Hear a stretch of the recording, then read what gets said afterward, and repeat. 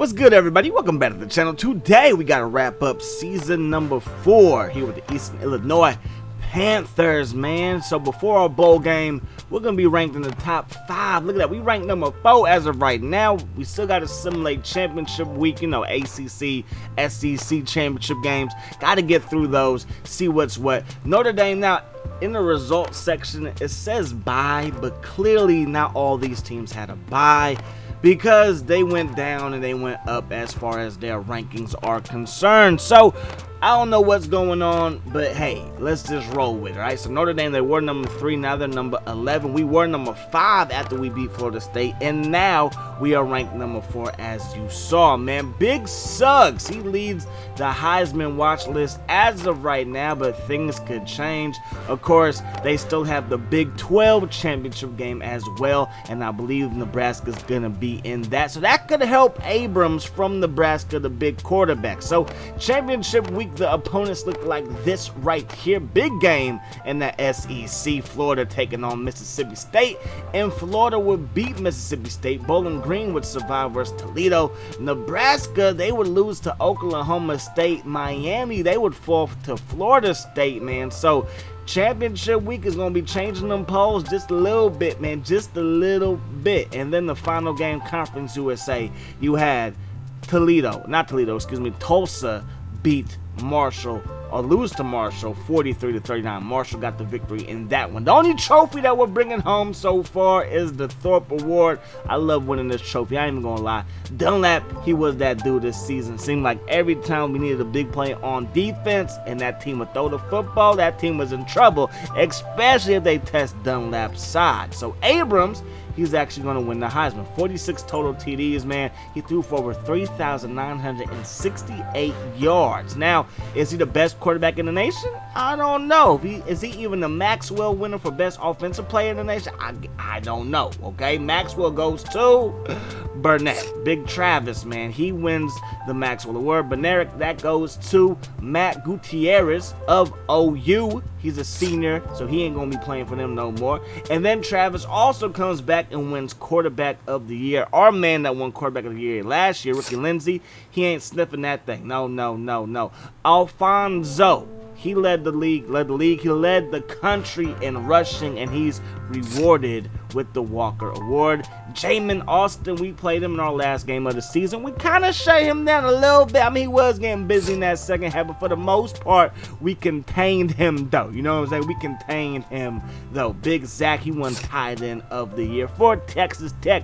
Alabama, they got the offensive lineman of the year, number 73, doing his thing. Big 68, Terry Tyler, he is the Remington Award winner. And then Mississippi State, man. Mississippi State is represented well. Even though they lost that SEC title game, they are represented well when it comes to the All-American list, when it comes to who won what as far as hardware is concerned. As we already mentioned, our boy Dunlap, hopefully he comes back, man. But if he wants to go pro, you know my policy. I'm going to let you go. All right, I'm going to let you go. You know what I'm saying? We about to be the basketball or the football version of Kentucky's basketballs here. But look, there goes some more Mississippi State players. It might be a punter, but respect the punter. It might be a punt returner, but respect the punt returner. And then not only did those guys win a trophy, but Coach of the Year goes to Mississippi State's head coach as well.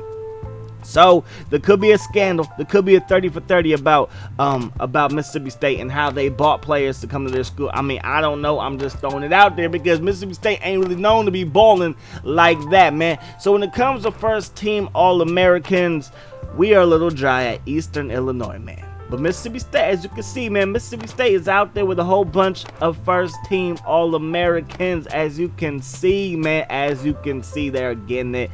And they are getting it in, man. But on the defensive side of the ball, once again, we only get one person, man, and that is going to be cornerback of the year, Thorpe Award winner, baby, Dunlap. And I know Thorpe goes to the best DB, whether it's safety or cornerback. I just like saying cornerback of the year. It makes it sound sexy. Okay, I'm sorry. But moving right along, man, did we get anybody on the second team, though? Second team, there goes Abrams. How did Abrams not even win best quarterback, not even the best offensive player, and he ends up being second team All-American? As Mississippi State, they got some second team All-Americans as well. Stewart, their receiver, he looks like he could be a handful for people to cover as time rolls on. Penn State is represented pretty well. Ohio State's represented pretty well on that O-line.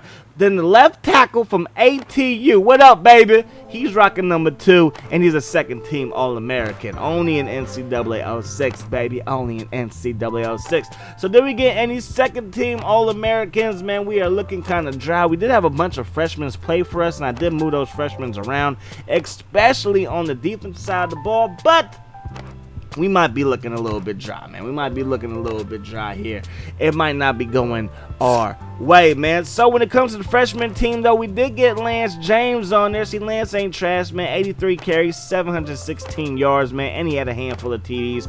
We just got to get him more involved. He's one of our fastest players, not only on the offense side of the ball, but on the whole team. So for sure, next year we are going to try to get him the ball more, and we got a bowl game coming up, so we might be trying to get him the ball a lot more in that bowl game as well. Make sure you stay tuned to see where we are bowling, okay, ladies and germs. So second team, for the freshman team on the defense side of the ball, I figured that we would have somebody. We did not get nobody. Only Lance James, running back. He is on the freshman team.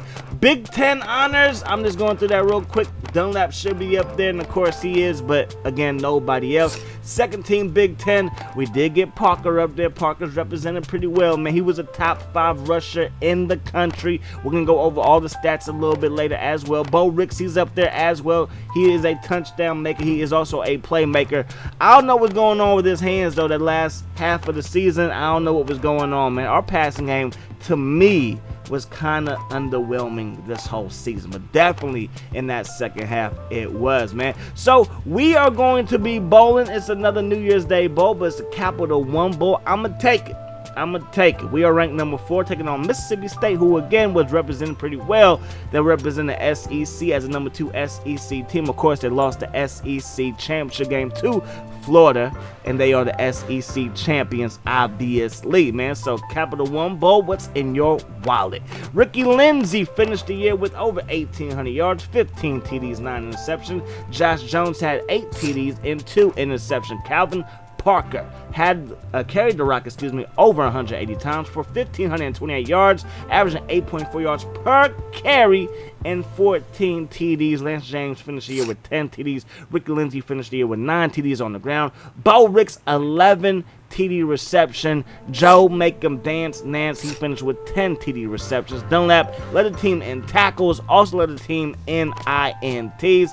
Tackle for loss, it goes to our boy Walker, true freshman, 6 foot, 200 pounds. If he gets in the weight room, he could be an absolute monster. He also led the team with 8 sacks, man. I don't think I ever had somebody with double-digit sacks. So if Walker could do that, I think that would be a great accomplishment if you ask me.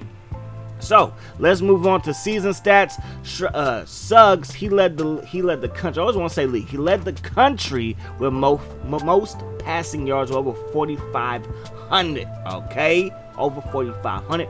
47 TDs for Big Ben from Florida. And then when it came to the ground game, Alfonso, 1,800 yards, 21 TDs led the way. You got a couple of backs from the Big Ten represented. Parker, like I said, he was a top 5 rusher, as you can see, with those 1,500 yards. When it came to average for people who are eligible to get the average, our boy Parker, 8.4 yards per carry. That is crazy. TDs goes to Alfonso. We might have to see him. He is eligible to go to the NFL. He's been in college for 3 years, you know what I'm saying? So he is eligible. He might come back, though. He's still just a sophomore, even though it is a redshirt sophomore. Marshall, he had the most receptions when it comes to receiving yards, though Jordan got him by 5, just 5 yards. When it comes to average, 19.1 is the high for my guests from people who are eligible for it, because I believe Ricks was like 26 yards per catch. But it's all right. It's all right. It's a Big Ten guy. We can live with it, all right? Gadney had 15 receptions, so did Austin from Florida State. And there goes some more Mississippi State Bulldogs. Number 1 in tackles is Stevenson with 96 of them things.